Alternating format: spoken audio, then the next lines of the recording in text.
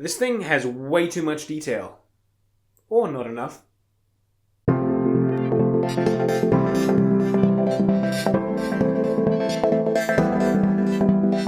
G'day everyone, welcome to another video by myself, Andrew DFT. Now, Call of Duty, love it or hate it, hopefully we can both agree that it has brought some amazing cool weapon designs to the gaming industry. And of course, a lot of them have focused more on realistic and of course already existing guns. So to find something for Project 20 was not too much of a difficult experience, but one that I was really considering trying to find something that was both iconic and one that would stand out and people would recognize. So of course I looked to Black Ops 3 and, well, Modern Warfare. Now Modern Warfare does have quite a few array of awesome guns, but I prefer to go back into the Black Ops 3 as it does stand out to me as one of the greatest of all the games. I know probably a lot of people just disagreed with me there, but Black Ops 3 is, in my opinion, a great game. And funny enough, literally the day after I finished making this prop, Black Ops 4 was announced, and I hadn't been following anything to do with Black Ops 4. I didn't even know there was one in development. It just came out of nowhere in my eye, so I was like, wow, that's some weird timing. Coincidences. So for this Project 20, I chose the MR6. Now the MR6 is one of the main sidearms that most of the soldiers, the main characters, the main protagonists have on them in the cutscenes throughout the campaign. It's just the primary sidearm for the faction. And well, it's one of the most noticeable guns and it's a very cool design. So I thought this would make a perfect appearance for the Call of Duty installation on Project 20. And that's this little guy here. This looks like a nice little USP variant, of course, in the modern day kind of take.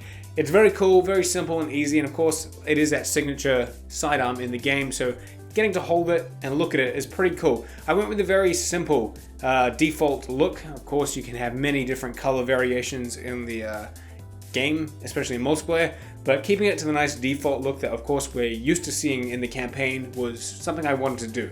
I also decided to build a little suppressor for it because I can run around just pretending that I've got a suppressor. Well, not pretending, I mean there is one on it, but it's something I just added for fun. It's not going to be here on the final display board. I just decided to put it on because it's a nice little addition to add for for using a pen as a connector. I thought that was pretty stupid, but it worked.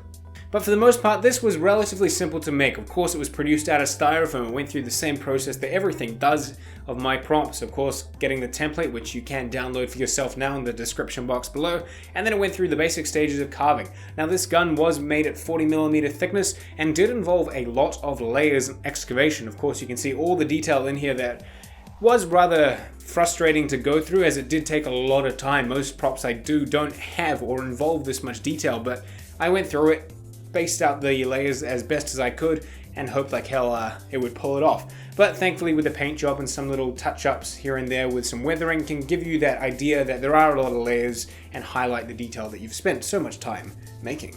But yes, I'm happy with the final result. Now a lot of you did request that the Call of Duty installation would be the ray gun from, of course, well, zombies. Well, I did want to do it. I've always wanted to build that, but that is a reasonably large sidearm or pistol or main primary, I don't know what you'd call it, but it's a large design. I mean, if you look at this piece here, this back, the ray gun goes to about that far. Now that's not large in comparison for a prop, but when I'm trying to make a board that fits 20 props on it, it does go into protruding into the other spaces that I need for, of course, the other installations. So I had to find something that was small, cool, and iconic, and I think I did that with the MR6. So thank you very much for watching, and of course if you want to see more installations before they come out on YouTube, check out my Instagram. That's where I post all my preview photos, so if you want to get a heads up on what's going on or what's in the works, that's the best place to do it, Andy_DFT. And of course if you're new here and enjoy the content I produce, well, consider subscribing. Plenty of more cool content, and if you want to see more COD content,